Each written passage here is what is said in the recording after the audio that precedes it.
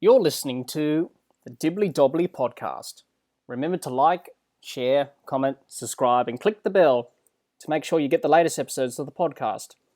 Be sure to like and share our Facebook page as well. Hi everyone, and welcome to the Dibbly-Dobbly Podcast. On today's episode of the podcast, we review and look back at the BBL10 season. Well, what a BBL10 season we've had to celebrate 10 years of the Big Bash.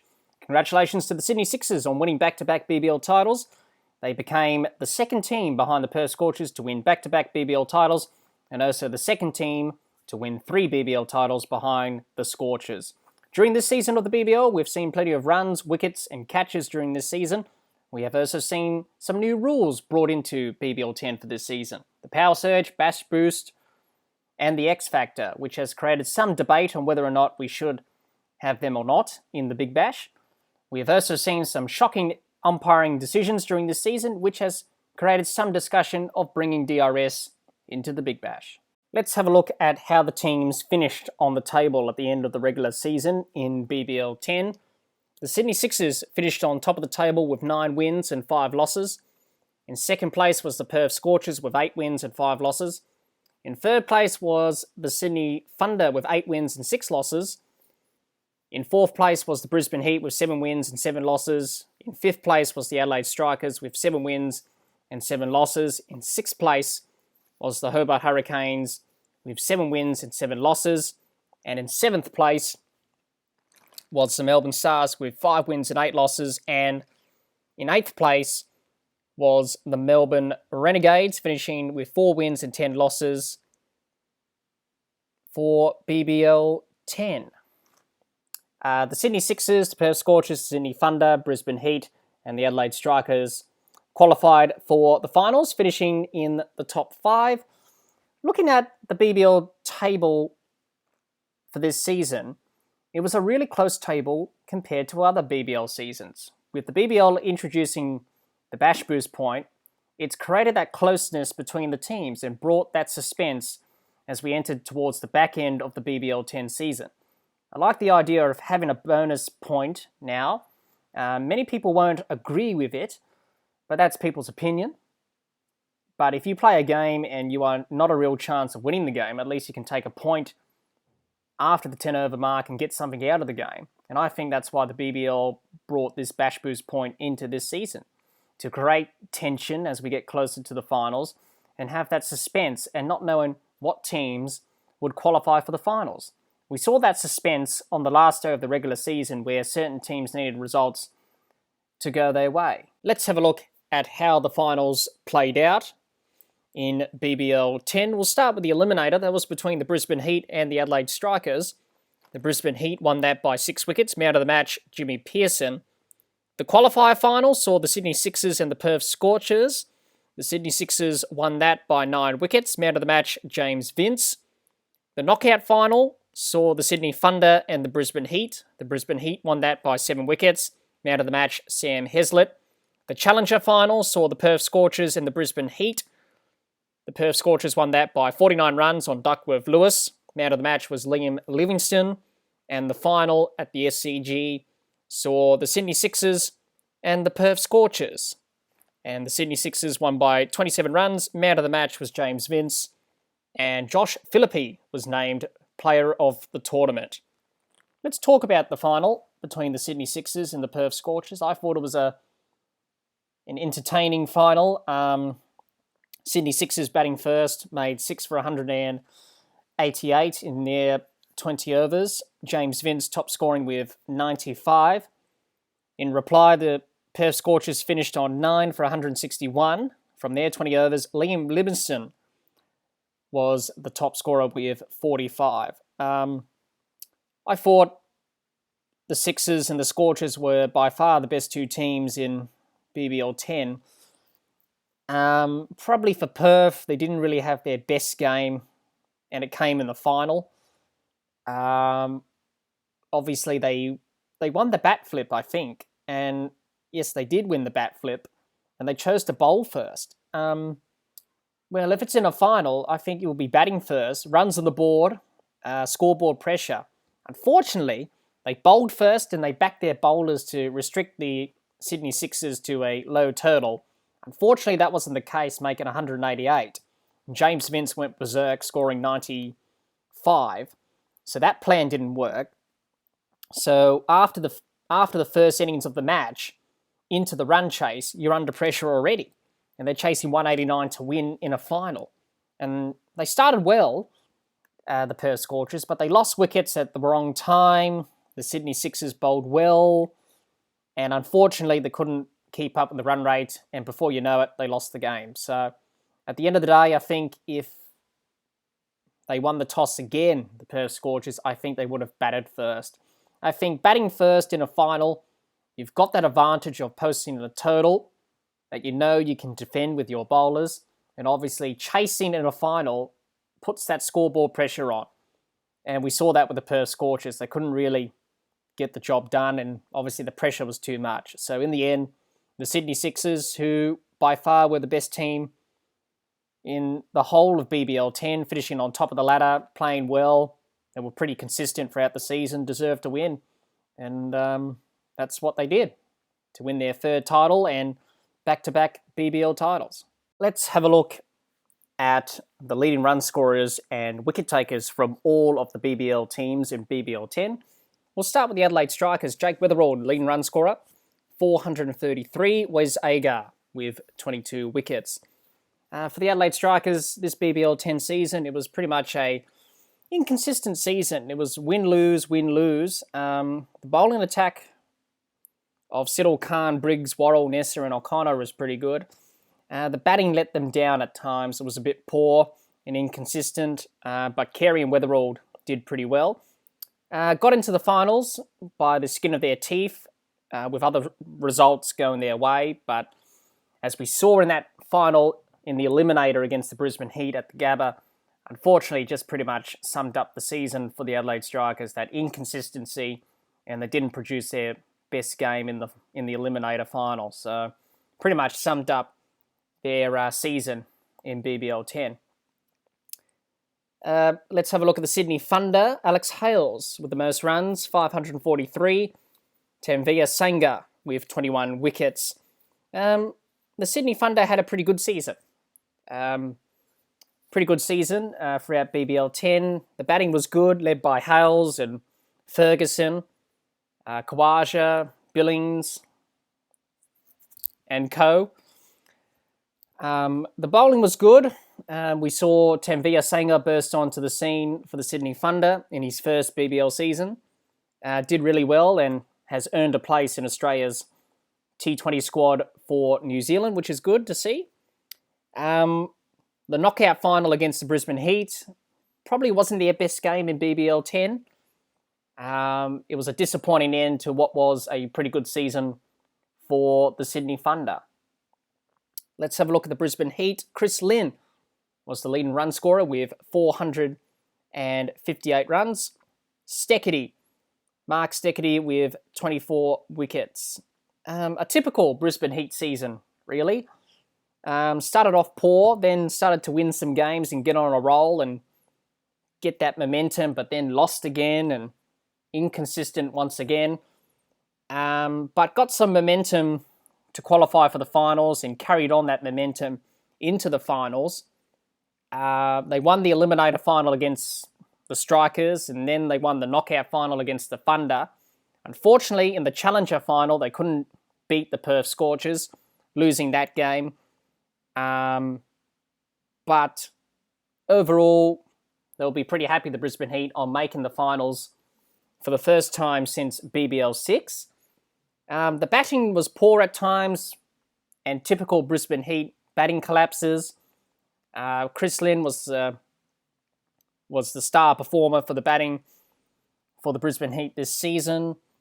The bowling was good at times from the Brisbane Heat, but overall, they'll be pretty happy with this season in terms of making the finals, as I said before, for the first time since BBL 6.